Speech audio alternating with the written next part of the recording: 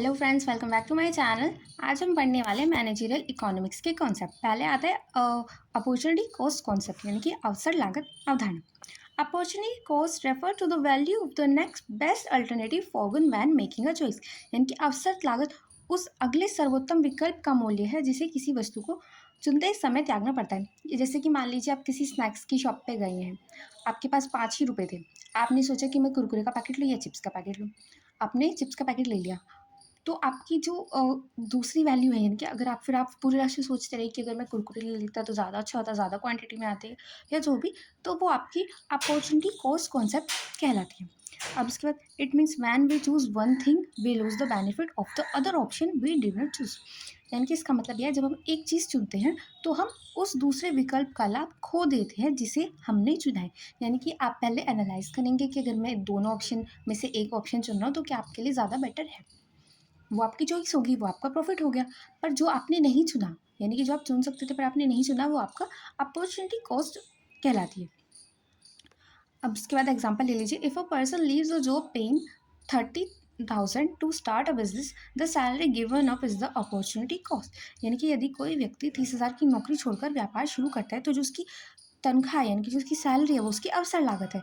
यानी कि इसने उसको छोड़ दिया, उसने अपना दूसरा ऑप्शन चुना है कि वो अब अपना खुद का बिजनेस करेगा। यानी कि जो चीज़ आप छोड़ रही हैं, जो चीज़ आपका सेकंड ऑप्शन बन गई है अब, वो आपकी अवसर लागत कहलाती है, यानी कि अपॉर्चुनिटी कॉस्ट। इंक्रीमेंटल कॉन्सेप्ट, यानी कि क्रमवृद्धि अवधारणा। Incremental concept focus on the additional cost and benefit that arise from a decision. यानी कि क्रमवृद्धि अवधारणा किसी निर्णय से उत्पन्न अतिरिक्त लाभ और लागत पर केंद्रित होती है। अब जैसे कि it means we should compare the extra gain with the extra cost before deciding. यानी कि इसका मतलब है कि निर्णय लेने से पहले अतिरिक्त लाभ और अतिरिक्त लागत की तुलना करनी चाहिए। यानी कि आप जितने पैसे लगा रहे हैं, कि आपको उससे ज़्यादा का फ़ायदा होगा। अगर होगा ज़्यादा फ़ायदा तभी आप उस चीज़ को करें, अदरवाइज ना करें। अब इसके लिए एग्जाम्पल लीजिए। If producing 50 more units increase profit by 2,000 but cost 1,200, the extra production is profitable. यानी कि अगर आपने 50 और यूनिट बनाया, कि आपके बिजनेस की फर्म है, आपके वहाँ पे चीज़ें बनती रहती हैं, आपने सोचा 50 और यूनिट्स और बनाते हैं, इससे क्या हो रहा है, आपका प्रॉफिट तो हो रहा है 2,000 का, पर आपका खर्च सिर्फ 1,200 रुपये का आ रहा है। तो इससे क्या हो रहा है, अगर आप बना रहे हैं तो आपका ओवरऑल प्रॉफिट है, तो आपको ये करना चाहिए। बट अगर वहीं आप पे कि आपकी जो प्रॉफिट तो आ रहा था 2,000 रुपये का, पर आपको बनाने में लग रहे थे 3,000 रुपये, तो आप क्या डिसाइड करेंगे ऐसे में, कि नहीं बनाना चाहिए, कि यहाँ पे तो आपका 1,000 का नुकसान हो रहा है। तो इसमें आप क्या करते हैं, अपने दोनों ऑप्शंस में से कि अगर आप पैसे लगा रहे हैं तो आपका जो प्रॉफिट है वो ज़्यादा है, आएगा या नहीं। अगर ज़्यादा आएगा तभी आप इस चीज़ को करते हैं। उसके बाद आता है टाइम पर्सपेक्टिव कॉन्सेप्ट, यानी कि समय दृष्टिकोण अवधारणा। The time perspective concept considers both short term and long term effects of business decision. यानी कि समय दृष्टिकोण व्यावसायिक निर्णय के अल्पकालीन और दीर्घकालीन प्रभावों पर विचार करता है।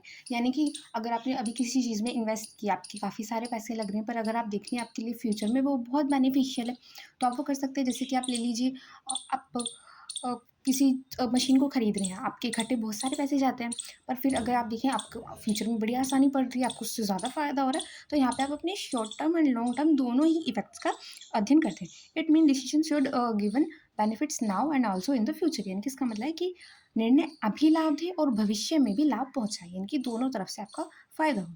एग्जाम्पल ले लीजिए। स्पेंडिंग ऑन एम्प्लॉय ट्रेनिंग में reduce current profit but increase productivity in the long term. यानी कि आपके जो एम्प्लॉय हैं, अगर आप उनको अच्छा प्रशिक्षण दे रहे हैं तो इससे क्या रहा है, अभी आपका प्रॉफिट कम होगा क्योंकि ट्रेनिंग में आपके पैसे लगेंगे, पर लंबे समय में उत्पादकता बढ़ा देता है। यानी कि फ्यूचर में अगर आप उनको भी 1 साल के लिए सिखाएंगे, पर वो आप जब तक आप अपने बिजनेस में उनको जॉब पर रखेंगे तब तक वो बेटर काम कर पाएंगे। तो इससे क्या रहा है, आपका लॉन्ग टर्म बेनिफिट हो रहा है। उसके बाद डिस्काउंटिंग कॉन्सेप्ट, यानी कि छूट अवधारणा।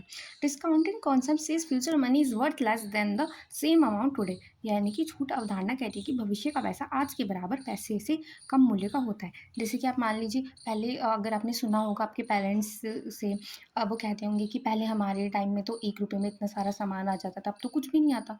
अब 1 रुपया वही 1 रुपया है। अब पर पहले वहाँ पे क्या होती थी, अब जो चीज़ आ रही है उससे कहीं ज़्यादा अमाउंट में चीज़ आ जाती थी। यानी कि पहले के मुकाबले अब 1 रुपये की वैल्यू कम हो गई है।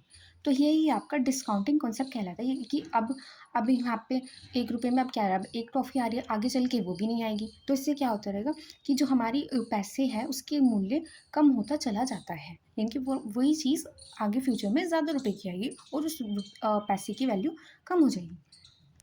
It means future earning should be converted into present value before deciding, यानी कि इसका मतलब ये है कि निर्णय लेने से पहले भविष्य की आय को वर्तमान मूल्य में बदलना चाहिए। यानी कि मान लीजिए आप किसी को ₹100 दे रहे हैं आप, और वो सॉरी ₹1000 दे रहे हैं मान लीजिए, और वो कहे मैं तुझे 2 साल बाद दे दूंगा ₹1000, तो आप ये क्या कहोगे कि भाई ऐसे तो मेरा नुकसान होगा। अभी अगर मैं यही पैसे बैंक में जमा कर दूँ तो मुझे इस पर इंटरेस्ट मिलेगा, मुझे ₹1000 से ज़्यादा रुपये मिलेंगे। तो आप क्या कहेंगे कि भाई मुझको इंटरेस्ट चाहिए। तो यही आप क्या कर रहे हैं, आप उसके फ्यूचर से कंपेयर कर रहे हैं। यानी कि 1000 today is more valuable than 1000 after 2 years because it can be invested now to earn more. यानी कि अगर आप 1000 आपकी जो है वो 2 साल बाद के 1000 पाने से अधिक मूल्यवान है, क्योंकि आज की रकम निवेश कर अधिक कमा सकते हैं। यानी कि आज जो आपके 1000 रुपये हैं वही आपके आगे चलकर इंटरेस्ट के बाद 1050 रुपये बन सकते हैं। तो इससे आप क्या कर रहे हैं, कंपेयर कर रहे हैं कि आपका अगर वो व्यक्ति कह रहा है कि ठीक है भाई मैं तुझको 10% का इंटरेस्ट दे दूंगा, तो वहाँ पे क्या हो रहा है, आपका ज़्यादा फायदा हो रहा है कि बैंक की तरफ से मिल रहे थे आपको 50 रुपये, वो व्यक्ति देगा आपको 100 रुपये। तो आप क्या करेंगे, इसको हाँ कर देंगे। पर अगर आपको लग रहा है कि आपका फ़ायदा नहीं है, फ्यूचर में आपको उससे ज़्यादा पैसे मिल सकते हैं, तो आप ऐसे में क्या करेंगे, मना करेंगे। तो आप क्या करें, कंपेयर कर रहे हैं। उसके बाद इक्वी मार्जिनल कॉन्सेप्ट, यानी कि समान सीमांत अवधारणा।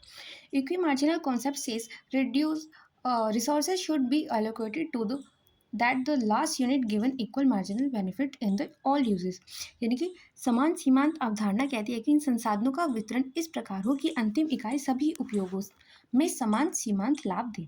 यानी कि it mean we should more resources move resources between activities under equal benefit is gain everywhere. यानी कि इसका मतलब है संसाधनों को गतिविधि के बीच तब तक बदला जाए जब तक हर जगह समान लाभ ना मिले। जैसे कि एग्जांपल ले लीजिए, a farmer divides water between two crops so that both give the same extra yield from the last litre of water use.